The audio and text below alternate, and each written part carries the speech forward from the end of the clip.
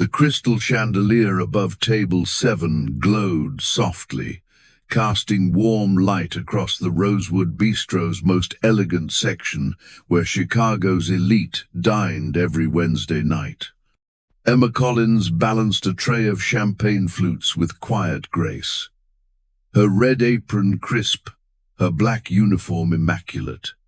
At 25, she had mastered the art of being invisible, a skill that paid the bills, but couldn't erase who she once was. An elderly woman at table 7 raised her eyes and whispered, "More water, please." Emma approached with a gentle smile, pitcher in hand. Margaret Montgomery sat perfectly straight, her designer dress flawless, her silver hair arranged with care. But something in those pale blue eyes made Emma pause. The woman's hand trembled as she reached for her napkin, and beneath the sleeve of her cardigan, a faint bruise. "Of course, ma'am," Emma said softly, filling the glass. Their eyes met a look sharp enough to send chills down her spine. Margaret's lips barely moved, but Emma understood the words, "Help me." Her heart pounded. Across the table sat a younger woman, blonde, beautiful, diamonds gleaming, eyes glued to her phone. Vanessa Montgomery. Margaret's daughter-in-law, if Emma's memory of the society pages was right. "Is everything satisfactory with your meal, Mrs. Montgomery?" Emma's voice stayed calm despite the storm inside. "Everything is perfect," Vanessa replied without even looking up. "The check, actually." Margaret's fingers shifted her napkin again, exposing more bruises. Then, with deliberate precision, she knocked over her water glass. "Mother Margaret," Vanessa snapped, "for God's sake, can you not manage a simple dinner?" "I'm so sorry," Margaret whispered, the tone of someone used to humiliation. "Let me help with that," Emma said quickly, stepping closer. As she blotted the table, Margaret slipped something into her palm, a folded napkin. Years of corporate composure kept Emma's expression steady. In the restroom, 3 minutes later, she unfolded it with shaking hands. 3 words, written in elegant script: "She's hurting me." Emma didn't hesitate. She dialed 911. "I need to report suspected elder abuse at the Rosewood Bistro on North Lincoln Avenue. There's a woman, about 70, visible bruises. She passed me a note asking for help. Her companion is aggressive and controlling." 15 minutes later, 2 officers entered the restaurant. From the service station, Emma watched them approach table 7. Vanessa's face shifted from boredom to shock to fury. "This is ridiculous," Vanessa shouted. "My mother-in-law is senile. She's confused." "Ma'am," Officer Reyes said firmly, "we need to speak with Mrs. Montgomery privately." Margaret's shoulders straightened. Hope flickered in her eyes. As she passed Emma, she mouthed 2 words, "Thank you." Vanessa spun, eyes blazing. "You did this? Do you have any idea who we are?" "I saw someone who needed help," Emma answered quietly. "That's all that matters. You just made the biggest mistake of your pathetic little life," Vanessa hissed. "My husband owns half this city." A deep, controlled voice cut through the air behind Emma. "When I hear about what?" She turned. A tall man in a charcoal Tom Ford suit, dark hair, slightly mussed, eyes grey as a winter storm. Every head in the room turned with him. "Ethan!" Vanessa's tone flipped to sweet panic. "Darling, there's been a misunderstanding. The police are here, and this waitress. Where's my mother?" Ethan Montgomery's words sliced through the noise. "She's speaking with officers." Emma said before Vanessa could lie. She had bruises. She passed me a note asking for help. Ethan's gaze locked onto Emma. He looked through the noise at her. Not a waitress, a person. Show me, he said. Emma handed him the napkin. He read the 3 words. Color drained from his face. His jaw clenched hard enough to tremble beneath the skin. Ethan. She's confused, Vanessa pleaded. You know how forgetful she's been. How long? He interrupted quietly. How long have you been hurting my mother? Silence swallowed the restaurant. Emma could hear her own heartbeat. The air around Ethan burned with contained fury. I want a divorce, he said calm. Absolute. And I want you out of my mother's house tonight. Security will escort you. Vanessa's mask shattered. You can't be serious. Over some senile old woman's fantasy and a nobody waitress's interference? Her name is Emma Collins, Ethan said coldly. And because of her courage, you will never hurt my mother again. He pulled out his phone, typed quickly. My lawyers will contact you in the morning. Don't touch any joint accounts. They're frozen. You'll regret this, Vanessa hissed, clutching her handbag. I'll take you for everything. Try. The single word made her flinch. You laid hands on my mother. Your prenup has a clause about family abuse. You'll be lucky if I don't press charges. Vanessa turned, storming out a trail of whispers following her. Ethan stood motionless, the napkin still trembling in his hand. Emma exhaled slowly, the weight of what had just happened sinking in, and the night utterly still. Ethan Montgomery stood silent for a long moment, the napkin still clutched in his hand. Finally, he looked at Emma Collins and said quietly, Thank you. You saved her, possibly her life. Emma shook her head. Anyone would have. No, Ethan interrupted, his voice calm but certain. Most people would have looked away, assumed it wasn't their business. You didn't. Their eyes met the air between them, heavy, quiet. Then Officer Reyes approached. Mr. Montgomery, your mother would like to speak with you, and we'll need a statement from you as well, Miss Collins. Ethan nodded, then paused, turning back to Emma. I owe you a debt I can never repay, but I'd like to try. What time do you finish your shift? Emma's professional smile returned, the practiced one she used to keep distance. That's not necessary, Mr. Montgomery. I'm just glad your mother is safe. Emma, he said her name slowly. It sent a small shiver through her. Please, it's the least I can do. Her resolve faltered. My shift ends at 11, she said, then immediately regretted it. This was Ethan Montgomery, billionaire CEO, a world she didn't belong to anymore. I'll be waiting, he said simply.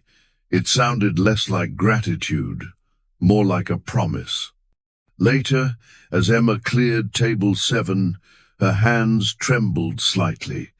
3 years of trying to be invisible, to forget who she was. And now, one act of courage had drawn the attention of one of Chicago's most powerful men. The napkin, with Margaret's plea, still sat on the table.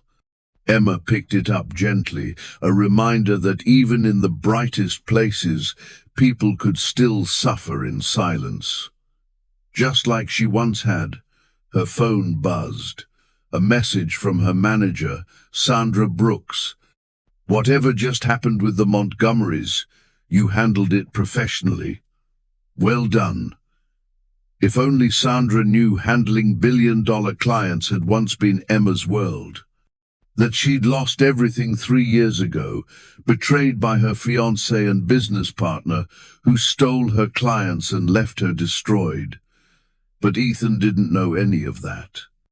To him, she was just a brave waitress who'd helped his mother. And maybe, Emma thought as she caught her reflection in the mirror, that was exactly who she needed to be, at least until 11 o'clock, when she'd have to decide whether to face the man whose gratitude already felt dangerously close to something else entirely. At 11:17 p.m., Emma stepped out of the Rosewood Bistro. The October air bit through her thin jacket. She expected an empty street, but there he was, Ethan Montgomery, leaning against a sleek black Mercedes. His tie loosened, jacket draped over one arm, the city lights glinting off polished chrome. He straightened when he saw her. "You waited," she said quietly. "I said I would." His grey eyes studied her, steady, unreadable. "My mother's settled at my penthouse with a private nurse. She's bruised, shaken, but safe because of you." "I'm glad she's okay," Emma said carefully. "Mr. Ethan," he corrected, stepping closer. She caught the faint scent of expensive cologne, subtle, restrained. "And it really is necessary," he continued. "You put your job, your safety at risk for a stranger. That kind of courage deserves more than a handshake." Emma tried to smile. "I don't usually accept late-night thank yous from billionaires. It's not exactly in the employee handbook." A small, genuine laugh escaped him. "Then consider this. Off the books. Are you hungry?" "It's almost midnight," she pointed out, but her stomach betrayed her with a soft growl. "Chicago doesn't sleep," he said with a hint of warmth. "There's a diner on West Randolph open 24 hours. Best French toast in the city, and I promise I'm not a serial killer." "That's exactly what a serial killer would say," Emma replied, smiling despite herself. Ethan grinned, pulled out his phone, typed something quickly, then turned the screen to her. "Background check, public records, tax returns all online. I'm boringly legitimate." Emma laughed, actually laughed for the first time in years. "You researched yourself to prove you're not dangerous." "I researched what you could research," he said, amused. "Though I'll admit, Ethan Montgomery, CEO, gives plenty of results." She shook her head. "Not exactly modest, are you?" "Not particularly," he admitted, "but I am grateful, and genuinely interested in thanking the woman who saved my mother. Also," he paused, softer now, "you're the first person in a long time who's looked at me like I'm a person, not a portfolio." There was something raw in his voice, loneliness, maybe. Emma's defenses cracked just a little. She knew that feeling. "1 hour," she said finally. "French toast and conversation. Then I catch the last train." "Deal," Ethan said. He opened the passenger door with old-fashioned courtesy. "I'll drive you home afterward. The trains aren't safe this late." "You don't even know where I live. Then tell me," he said simply, "and I'll get you there safely." Emma slid into the car, the leather soft, the cabin warm. It smelled faintly of cedar and clean air. Ethan started the engine. "Buckle up," he said lightly. "I promise I drive better than I research myself." The diner was quiet, the kind of place that smelled faintly of coffee, maple syrup, and 100 late-night confessions. Chrome stools, neon hum. Outside, the city breathed in mist and light. Ethan and Emma sat across from each other in a corner booth, a small island of calm. A waitress poured them coffee, left them in peace. Ethan stirred his cup with slow precision. "So," he said finally, "how does someone with your observation skills and quick thinking end up working at the Rosewood?" Emma's guard lifted instantly. "It's a good restaurant," she said. "Good tips." He smiled, just a little. "That's not what I asked." His grey eyes stayed on her, steady, patient. "You moved like someone who's used to pressure. You spoke to the police like someone trained to handle chaos. You weren't panicked, you, and were methodical." Emma's fingers tightened around her mug. "You noticed all that from one night?" "I notice things," Ethan said simply. "It's what made me successful reading people, seeing patterns beneath the surface." He leaned forward slightly. "You're scared of something. Or someone." "I'm not." But the lie faltered halfway out. She sighed. "Fine. I was in corporate marketing, executive level, tech firm." Ethan tilted his head. "What happened?" Emma smiled faintly, bitterly. "What always happens in stories like this. I trusted the wrong person." Her voice trembled once, then steadied. "My fiancé, my business partner, Eric Dalton. We were supposed to launch our own agency together. He stole everything, client lists, investors, the website, even convinced people I was unstable. By the time I realized, I'd lost everything. Clients, credibility, savings. The industry believed his version, that I'd had a breakdown. No one would hire me." She took a slow breath. "So I did what I had to do. I disappeared. Waitressing doesn't ask questions. It pays rent, and it keeps you invisible." Ethan nodded, quiet for a long moment. "You shouldn't be ashamed of that," he said softly. "But you're clearly overqualified. Why not rebuild? Start over." Emma gave a small laugh, no humor in it. "With what references? He poisoned everything. Google my name, and you'll find articles about instability, misconduct, burnout, all planted." "Then you were blacklisted," Ethan said grimly. She nodded. "I was." He studied her, then said quietly, "Before tonight." "What do you mean?" "You saved Margaret Montgomery's life. My mother is beloved in Chicago. When people learn what you did, they'll see you for who you are, brave, compassionate, quick-thinking. Or they'll think I interfered," Emma said sharply. "Your wife, sorry, ex-wife, made that clear." "Vanessa has no power anymore," Ethan replied flatly. "And even if she did, she won't touch you. I'll make sure of it." "Why?" The question came out before she could stop it. "Why do you care so much? I did the right thing, but it was your mother. You don't owe me rehabilitation." Ethan's expression softened, but his eyes darkened with memory. "My father died when I was 12. Heart attack. My mother kept everything, the company, the estate, me. She could have sold it all and lived comfortably. Instead, she taught me business, ethics, responsibility."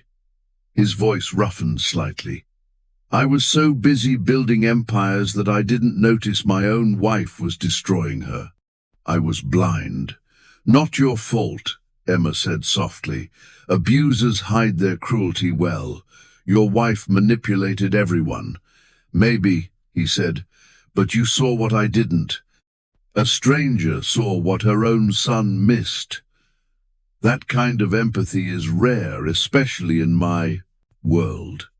"My world," Emma echoed. "The one I used to belong to before I fell from grace. Or escaped from." Ethan murmured. Depending on perspective. They both smiled faintly at that. For a while they just sat there, coffee cooling between them, the city a soft hum outside. Without the armor of wealth and formality, Ethan looked almost vulnerable. Human. You're lonely, she said before she could stop herself. Ethan's eyebrows lifted slightly. That's direct. Am I wrong? He hesitated, then smiled without humor. No, you're not wrong. He looked down at his coffee. Success, wealth, power, they're good insulators. They keep you warm, but they also keep you alone. Every conversation becomes a transaction. Every relationship an exchange. Except tonight, Emma said quietly. He looked up. Except tonight. You're the first person in years who's seen me as anything but a portfolio, he said. You saw me as my mother's son. She met his gaze, steady, searching. I see you, Ethan. And maybe you see me too. His hand moved across the table, stopped halfway. Is it crazy, he asked, voice low, that I feel like I can talk to you, that you actually see me? Emma's heart beat faster. This is complicated, she whispered. You're going through a divorce. I'm your mother's waitress. That's at least 17 power imbalances. 18, he said softly, smiling. And you're right. It's complicated. Maybe even inadvisable. He hesitated, thumb tracing the rim of his cup. But when was the last time you felt something real, Emma? Something that wasn't fear, or pain, or survival. She swallowed. 3 years ago, she said quietly. Right before Eric destroyed everything. Then maybe, Ethan said, leaning forward just slightly. We're both overdue for something real, something honest. Emma looked at him, saw the exhaustion behind his eyes, the hope beneath it, and against all logic, she found herself nodding. It's not crazy, she whispered. I see you, Ethan. And, yes, I'd like to see more. He reached across the table. His fingers brushed hers, warm, steady, electric. I do see you, he said quietly. And I'd like to keep seeing you, if you'll let me. Emma should have pulled away, should have remembered betrayal, the fall, the promises that turned to ash. But his touch was steady, gentle, different. The air between them felt fragile but alive, and for the first time in 3 years, Emma Collins stopped surviving and started to feel. The next day, sunlight spilled through Emma's small apartment window. For the first time in years, she woke with something that felt like hope. The memory of the diner still lingered, laughter, warmth, the feel of Ethan's hand brushing hers. She made coffee, stared at the city, skyline, and whispered, "Don't overthink it." But by noon, the world reminded her that peace never lasted long. Her phone buzzed. A new message. Unknown number. Saw your name in the news about the Montgomery situation. Interesting company you're keeping. We should talk about your future before you make any more mistakes. Emma's blood turned cold. Eric Dalton. Her breath caught. How did he still have her number? She'd changed it. Twice. Another buzz. Don't ignore me, Emma. You can't outrun reputation forever. Her hands trembled. Every old fear came flooding back, the night she'd slept in her car. The humiliation, the isolation. Before panic swallowed her, She forced herself to act. She screenshot the messages. Then, hesitating only a moment, she texted Ethan, "Emma, I think my ex just found me." The phone rang almost immediately. Ethan's deep voice, calm and steady, filled her ear. "Read me what he said." She did. Silence for a beat. Then, "He's trying to control you again. Classic intimidation. The fact that he's reaching out means he's threatened." "Threatened," she whispered. "By you," Ethan said. "By your courage, by the fact that you're visible again." Emma's throat tightened. "He'll twist it, Ethan. He'll make it look like I'm chasing you, using you. He's good at that. He's brilliant at manipulation." "Then we get ahead of it," Ethan replied. "Document everything. Don't respond. If he contacts you again, we'll file for a restraining order. My legal team will handle it." "I'm scared," she admitted quietly. "I know," he said softly. "But fear doesn't mean you're weak. You were terrified that night at the restaurant, and you still acted. That's courage." Emma said nothing, just breathed slowly until her heartbeat steadied. Then another message arrived. "Silence is interesting, isn't it? Is Mr. Montgomery monitoring your communications?" "Already. Some patterns never change." Ethan's tone hardened. "He's trying to make you doubt me the same way he made you doubt yourself." "Is it working?" she asked, half-whisper. "Not even slightly," Ethan said. "I'm not him. I won't isolate you, control you, or twist your reality. But I understand if you need time to believe that." Emma took a long breath, her voice trembling but resolute. "I want to trust you, but if this goes wrong, Ethan, if you turn out to be another Eric, I don't have another recovery in me." "Then I won't break you," he said simply. "And if I ever do something that hurts you, you tell me immediately. No silence, no pretending. Deal?" She managed a shaky smile. "Deal, though I reserve the right to panic sometimes." "Panic is allowed," Ethan replied gently, "as long as you let me talk you down afterward." They both laughed quietly, a sound fragile but real. That evening, Ethan insisted on driving her home. He walked her to the apartment door, the city glowing softly around them. "Thank you," Emma said, "for handling all this." "You're welcome." He hesitated, then asked, "Would you like to meet my mother? She's been asking about you non-stop." Emma blinked. "Your mother? Really?" "She wants to thank you herself. Lunch tomorrow. My place. I promise I cook better than I research myself." "You cook?" she asked, surprised. "3 dishes exceptionally well," Ethan said, smiling. "Everything else is a disaster." Emma's lips curved. "Tomorrow, then." He leaned in slowly, carefully giving her space to step back. She didn't. His kiss was gentle, questioning, a promise rather than a demand.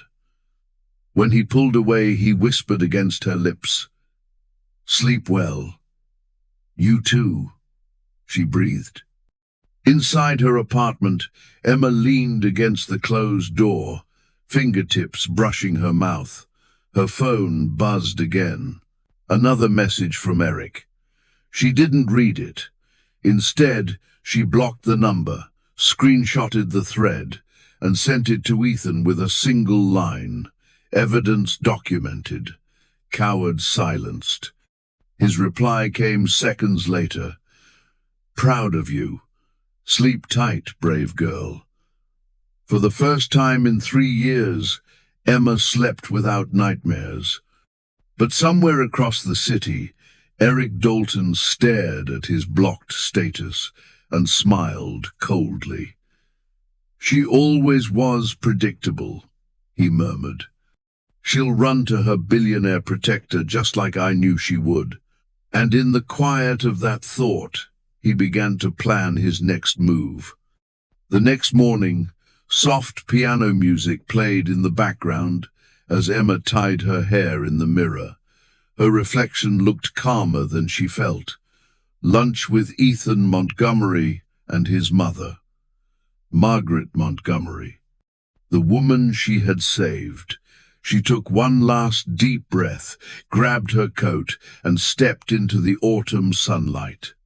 When the elevator doors opened on the top floor of the Montgomery Tower, she stepped into another world: glass walls, polished marble, sunlight spilling over a skyline of power and money.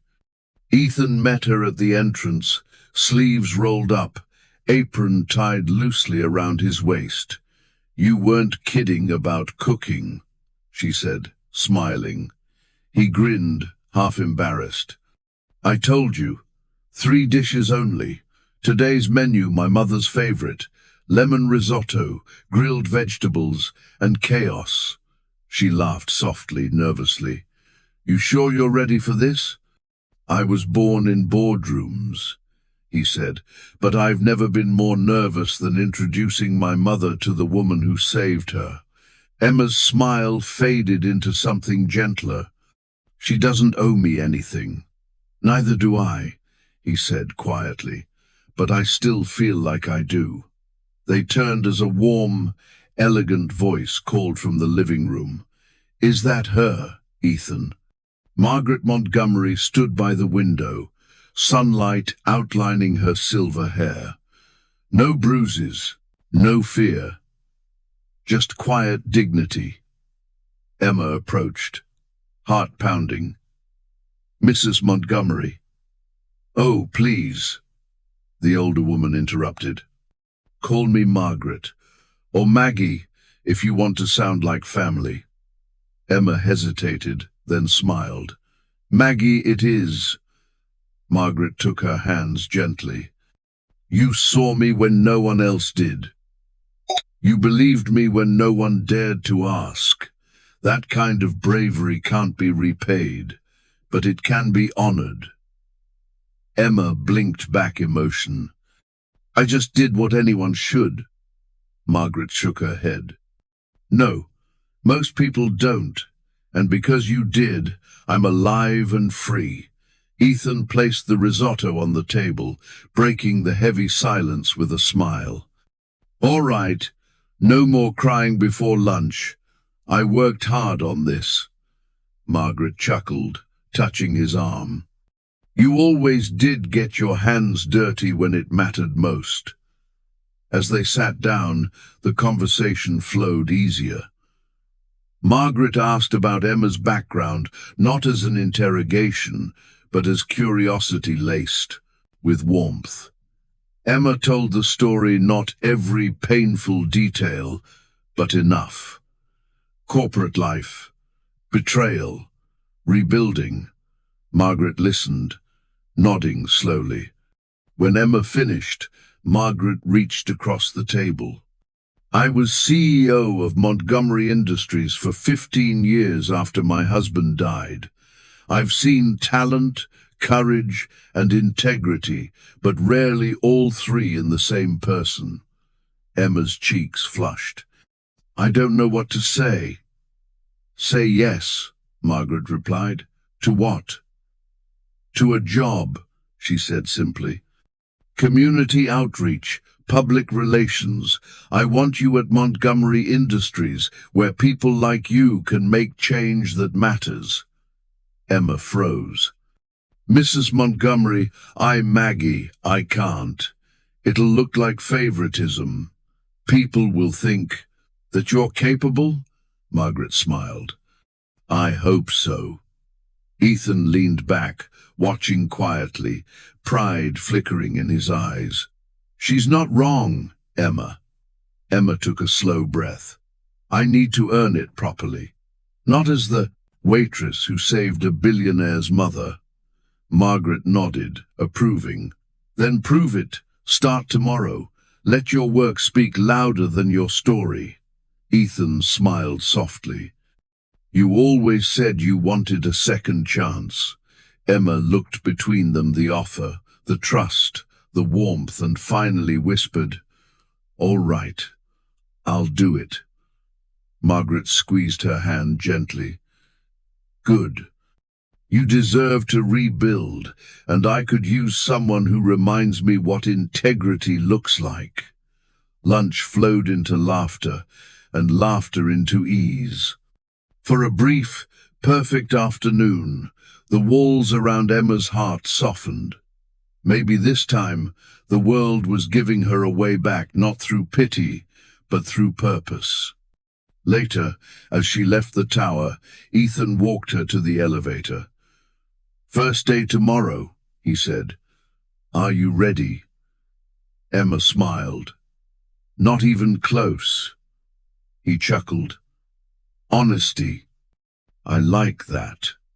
As the elevator doors began to close, he added quietly, By the way, my mother already adores you. Emma laughed. That's terrifying.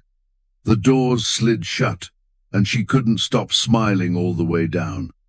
The elevator doors opened again, and this time the marble lobby of Montgomery Industries seemed heavier, brighter, sharper, more dangerous. Emma had just begun to settle into her new rhythm press briefings, outreach plans, the rush of purpose. But peace never lasted long in her story. Her phone buzzed once, then twice. Unknown number. She hesitated before unlocking it. The message read, New number? Same truth. Montgomery can't protect you forever. I know things about you, Emma. Things that would destroy the little fantasy you're building. Call me, or I'll call him. Signed, E. Her breath caught. Not again. She walked quickly to her office, shut the door, and leaned against it. For a long moment, all she could hear was her pulse. Then the knock. Emma? Ethan's voice, calm but concerned. She opened the door. He read, in her face instantly. What happened? She handed him the phone. He read in silence, his jaw tightening with every line. Then he handed it to his mother, who had followed him into the room. Margaret scanned the text, her expression hardening. Your ex, she said flatly. Alexander told me about him. This is harassment. Emma swallowed. He always knows what to say to make me doubt myself. He's threatening to tell Ethan something that will what? Ethan interrupted softly but firmly. Destroy what we're building? Make me see you differently? Emma's voice shook. You don't know that. You don't know what he might say. Then tell me first, Ethan said. Whatever he's using to hold power over you, tell me. And he loses it. Her fingers twisted together. For a moment, she almost couldn't speak. But when she met Ethan's, eyes steady, grey, full of quiet conviction, something broke free inside her. When Eric destroyed my career, she began slowly, I didn't just lose my job. I lost everything. My apartment, my savings. For 3 months, I was homeless. The words came out like confession. I slept in my car, used gym showers, ate at soup kitchens. I was invisible. She waited for the look, the pity, the disgust. But Ethan didn't flinch. Margaret crossed the room first, pulling Emma into a gentle, fierce embrace. You survived, Margaret said, her voice firm. That's not shame, that's strength. Ethan moved closer. You clawed your way back from nothing. You saved my mother when you could have looked away. You think that makes you damaged? His voice trembled with anger, not at her, but for her. "It makes you the strongest person I've ever met." Emma's tears finally fell. "Eric said people like you would never accept people like me, that I'd always be the girl who didn't belong." Margaret's tone turned sharp, protective. "Eric Dalton is a coward, and you, my dear, are not pretending to belong. You've earned your place." Another buzz, another message lit the screen. No response? "Did you confess your shameful past yet, or are you still pretending to be someone worthy of a Montgomery?" Clock's ticking. Ethan exhaled slowly. "That's it." He pulled out his phone. "I'm calling my attorney. We're filing for a restraining order." "Eric will say you're overreacting," Emma whispered. "Let him," Ethan said. "We have documentation, witnesses, legal power. Unless you'd rather handle this your way, your choice. Always." Emma looked at them, at Ethan's steadiness, Margaret's quiet fire, and something within her finally stopped shaking. "I'm done running," she said. "File it, and yes, I'll take the job. Both because I'm qualified and because I refuse to let fear control my life anymore." Margaret smiled, proud. "That's my girl." Ethan took her hand. "One condition," she added softly. "Whatever happens between us personally, it can't affect the job. If this doesn't work, I still want to stand on my own." "Agreed," Ethan said immediately. "Your contract's through my mother, independent, ironclad." "Then yes," she whispered, steady now. "I accept." Margaret nodded briskly. "You start Monday. That gives us the weekend to handle your ex and for you to remember who you are." Just then, Ethan's phone buzzed. He glanced at the screen, his expression darkening. "My attorney," he said quietly. "Victoria's divorce hearing just escalated. She's claiming the abuse allegations were fabricated." "Can she win?" Emma asked. "Not with the medical records and police reports," Ethan said. "But she can make it messy, public, and that means, Emma, you'll be pulled into it." Margaret sighed. Two manipulators, Victoria and Eric, working together? Perfect. That means they'll trip over their own lies. Ethan nodded. "She's right. But you need to know what you're walking into. It's going to be brutal, public, invasive." Emma stood. Her voice didn't shake this time. "Then let it be. If they want a fight, they'll get one. But this time, I'm not facing it alone." Ethan pulled her close, his arms strong around her shoulders. Margaret smiled softly behind them. "Good," she said. "Because Montgomerys don't surrender. And neither, it seems, does Emma Collins." Outside the penthouse windows, Chicago glowed beneath a sky of steel and fire. Inside, three souls stood united, a family forged not by blood, but by courage. And for the first time in years, Emma felt ready to stop surviving and start fighting back. The following week, Monday morning, the lobby of Montgomery Industries hummed like a storm waiting to break. Emma walked through the glass doors head high, heartbeat steady, dressed in a charcoal suit that fit like confidence reborn. The whispers followed her like shadows. "That's her, the waitress who saved the Montgomery matriarch, Alexander's girlfriend. Must be nice to get promoted that fast." She ignored them. She'd learned long ago silence was louder than rumor. Margaret Montgomery greeted her personally at the elevator, her smile calm but proud. Emma Collins, Director of Community Outreach, she announced to the executive floor. Let's show her what courage looks like in business. But that afternoon, everything changed. Ethan burst into Margaret's office, his expression sharp. Victoria's lawyer just went public, he said grimly. He handed Emma a tablet. The headline glared back at her in red.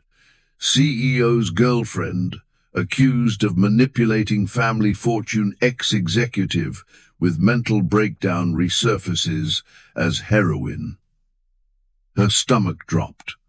Scrolling, she saw her past, the homeless months, the tech betrayal, the whispers about instability, all laid bare, every word twisted, every truth poisoned. Eric, she whispered. He leaked it all. He gave them my old medical forms, my address history, even the charity shelters I used. Margaret's jaw tightened. Then we answer them. With truth. Ethan's eyes were cold steel. I'm calling a press conference today. We're ending this now. Ethan. No. Yes, he said firmly. They want to weaponize your past? Fine. We'll show them what resilience looks like. By 5 o'clock, cameras filled the Montgomery atrium. Reporters, flashes, whispers. Emma stood beside Ethan and Margaret, hands trembling slightly, but her chin high. Ethan began. My wife, Victoria Montgomery, and her legal team have launched a public smear campaign against my family and against this woman. He turned to Emma. She's not just a colleague or a savior. She's someone who embodies integrity, and she deserves to be heard. He stepped aside. Emma stepped forward. Every lens pointed at her. Every fear she'd buried rose again. Then she spoke, slowly, calmly, voice steady, heart roaring. 3 years ago, I lost everything because I trusted the wrong person, she said. I was betrayed, blacklisted, and silenced. I spent months without a home, ashamed, invisible, but I survived. And when I saw someone else in danger, I didn't look away. She looked straight into the cameras. I'm not ashamed of my past anymore. The people trying to destroy me, my ex-fiancé, and my employer's ex-wife are the same kind of cowards who think compassion is weakness. They're wrong. The room was silent, the kind of silence that listens. Ethan stepped beside her. Miss Collins earned her position through skill and character. Anyone suggesting otherwise is free to review her credentials, her records, and her results. His voice hardened. And if they doubt her, courage. They can ask my mother how it feels to be alive because of her. Margaret joined them, elegant and fierce. In my 40 years in business, I've seen powerful people destroy lives for profit. Today, I stand beside a woman who reminds me what integrity looks like, even when the world tries to tear it down. Questions erupted, 1,000 voices at once. Emma answered each one, calm and unwavering. No script, no PR spin, just truth. That night, the internet burned, but in her favor. Numbers Stand With Emma trended within hours. News outlets replayed her speech, calling it the corporate redemption story America needed. Homeless advocacy groups praised her courage. Business ethics professors cited her transparency as revolutionary. By midnight, the storm had shifted. Victoria's lawyer released a new statement, quiet, almost desperate. Mrs. Montgomery wishes to settle the divorce proceedings privately. Eric Dalton? Silent. His agency lost 2 major clients overnight. At home, Emma sat on Ethan's couch, finally exhaling. Her shoulders trembled not from fear, but from release. Ethan sat beside her, eyes gentle. "You were magnificent." "I was terrified," she whispered. He smiled faintly. "That's what made it powerful." Margaret entered with tea, eyes bright with pride. "The board called," she said. "Public approval for Montgomery Industries is up 15%. Apparently, honesty resonates." Emma laughed softly, tears still wet. "Who knew?" Her phone buzzed another message. Unknown number. She opened it slowly. "You win this round. Congratulations, E." She deleted it without hesitation. Ethan glanced over. "Eric?" She nodded. "Doesn't matter anymore." He wrapped an arm around her shoulders. "Now," he murmured, "we move forward. No more hiding. No more fear." Emma rested her head against his chest. "For the first time in years," she whispered, "I actually believe that." Outside the window, the city glittered alive, relentless and full of possibility. And somewhere inside that skyline, the girl who had once been invisible had just become unstoppable. 6 months later, morning sunlight spilled across the boardroom of Montgomery Industries, turning the glass walls into sheets of gold. Emma Collins, now Director of Community Outreach and Public Relations, stood before the executive board, poised and confident. Her navy suit was sharp, her presence unmistakable. "And with our new housing partnership," she concluded, 847 individuals have found stable homes and jobs. ROI on brand perception, up 43%. The room erupted in applause. Margaret smiled from the front row. Ethan watched from the back, pride written across his face. When the meeting ended, Margaret pulled Emma aside. "The board wants to double your budget, triple your staff. You've proven that ethics and profit can live in the same sentence." Emma laughed softly. "I had good teachers." Margaret's eyes shimmered. "And we had an extraordinary student." She took Emma's hands. "You didn't just save my life that night, you saved this family. You reminded us what integrity feels like." Emma's throat tightened. "You gave me back my future." "No," Margaret said gently. "You reclaimed it. We only held the door open."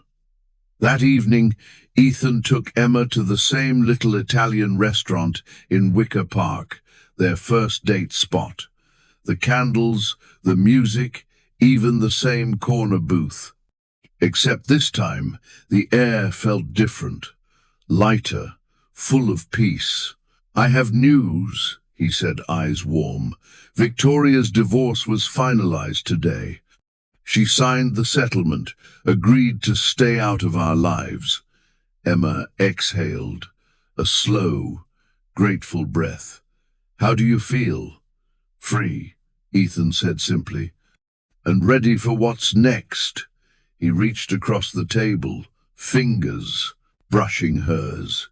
David's firm collapsed. Lawsuits, investigations. Karma worked overtime. Emma smiled softly. "I don't wish him harm. I just wish him gone." "He is," Ethan said. "Completely." They lingered over dessert tiramisu, as always. When she laughed at something small, he suddenly grew quiet. Nervous, almost. "What?" she asked. He smiled and stood. Then, to her shock, he knelt beside the table. "Ethan, 6 months ago," he began, voice low but clear, You walked into my life through an act of extraordinary courage. You saved my mother. You challenged me to be better. You showed me what love looks like, not ambition, not performance, but real, honest love."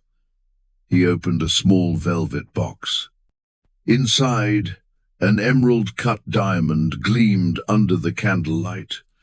"Emma Collins," he said, eyes steady. "You rebuilt yourself from nothing. You trusted again after betrayal. You gave me back my family and my heart. Will you marry me?" The restaurant froze. Forks stopped. Every soul in that room leaned toward her silence. Emma's eyes filled with tears. "You're completely crazy for proposing here," she whispered. "Crazy about you," he said with a smile. "Is that a yes?" She laughed through her tears. "Yes, absolutely yes." Applause swept the restaurant like a wave. Ethan stood, kissed her softly, a kiss that tasted like tiramisu and second chances. 3 months later, they married in a small ceremony at a botanical garden overlooking Lake Michigan. Margaret officiated herself, elegant, proud, radiant. "6 months ago," she said to the guests, "my son was trapped in a loveless marriage. I was suffering in silence. And Emma was hiding her light under survival. Tonight, they all shine." Emma wore a simple ivory dress, understated, graceful. Ethan looked at her as though she were the only person in the world. "I promise," he said during his vows, "to see you, not your past, not your title, but you, every single day." Emma smiled through tears. "And I promise to trust you even when fear tells me to run, to choose courage over comfort, and to fight for us when life gets hard." Margaret dabbed her eyes. The guests rose in applause. As the sun dipped behind the lake, they danced under strings of warm lights. Emma leaned her head on his chest. "Happy?" Ethan whispered. "Terrified," she admitted with a laugh. "But yes, happy. Good terrified or bad terrified. The kind that comes from having something precious to lose," she said softly. "The kind that makes happiness feel real." Months later, Emma walked into the same boardroom again, this time with a gentle curve beneath her dress. Pregnant, the team congratulated her with smiles. Margaret, still radiant, announced, "Effective immediately, Emma Collins Montgomery is promoted to Vice President of Social Impact and Public Relations." Emma's eyes widened. "Margaret, you've earned it," Margaret said. "And this child of yours will grow up knowing their mother is brilliant, brave, and proof that second chances are real." That night, on their penthouse balcony overlooking the city, Ethan wrapped his arms around her. The skyline glittered like a sea of constellations below them. "Penny for your thoughts," he murmured. Emma smiled. "I was just thinking, a year ago, I was serving tables. Now I'm married, expecting, and a VP. Life's wild." "Regrets?" he asked softly. She turned in his arms, shaking her head. "Not one. Maybe just that I didn't fight back sooner. But maybe I needed to heal first." Ethan kissed her forehead. "Everything happened exactly when it needed to." She smiled, placing a hand on her belly. "The doctor confirmed it's a girl." Ethan's face lit up like dawn. "A daughter." She laughed as he lifted her off her feet. "Yes, a daughter who'll grow up knowing courage matters more than comfort. That survival is strength. That love is worth the risk." He kissed her softly, reverently. "The best lesson she could ever learn," he whispered, especially from you. Below them, Chicago glowed bold, relentless, and full of second chances. And inside that light stood a woman who had once been invisible, now radiant, now unbreakable, now home. Because sometimes saving someone else's life ends up saving your own.